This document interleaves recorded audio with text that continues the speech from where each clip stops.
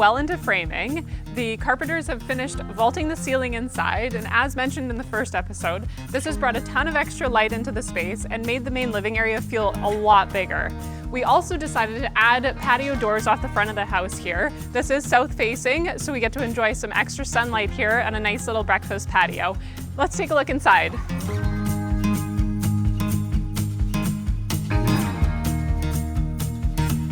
Right off the bat, you can see how much the space is opened up here. We've actually added about 5 feet of ceiling space here to the highest point.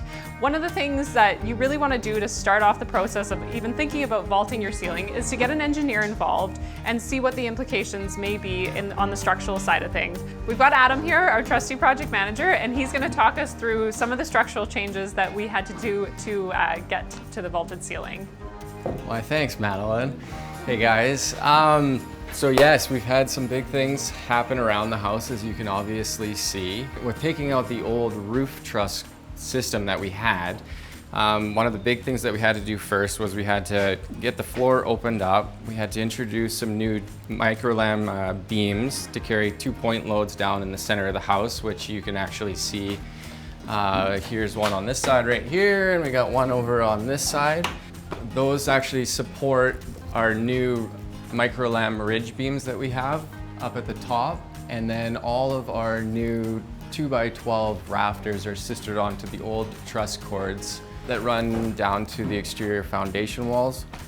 And we also had to introduce a new pretty good sized shear wall to support the house from falling over. You can see some of the structural work in the crawl space over here. Take a look here. We had to introduce some new hold downs. You can actually see the ends of our new tripled beams that run over to the window wall.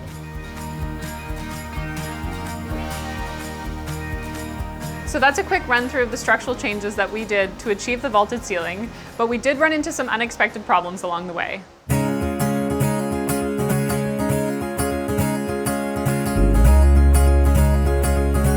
During demolition, we discovered some illegal electrical connections behind the shower walls in the main bathroom that were actually not waterproof properly. So that led us to the decision to take apart the shower in the master ensuite that we weren't planning on renovating, but we discovered the same issue and luckily are going to get that all fixed up. There was another problem here. Yeah, so when we pulled off the drywall on this wall, we realized that there was a massive carpenter ant's nest up in this old window header. So we've replaced the parts with new ones. We've got the new 2x6 everywhere on this wall. And when I was talking to a friend of mine who works for a pest control company, he had said, based on the size of that ant nest, that they were living there for probably 5 or 6 years. So it's been great that we've been able to open this all up and remediate the problem and make sure there's not going to be a future problem. We're at a point in construction now where we can reference back to the original plans that were created for permit purposes and planning purposes and check to see if there's anything that needs to be moved due to existing framing locations.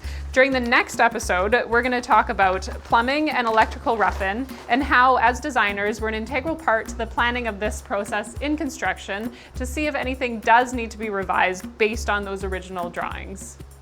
Thanks for coming by. Make sure to check out our YouTube channel and subscribe, and follow us on our social @Madeleine Design Group. See you in a couple weeks. Come on, Cal.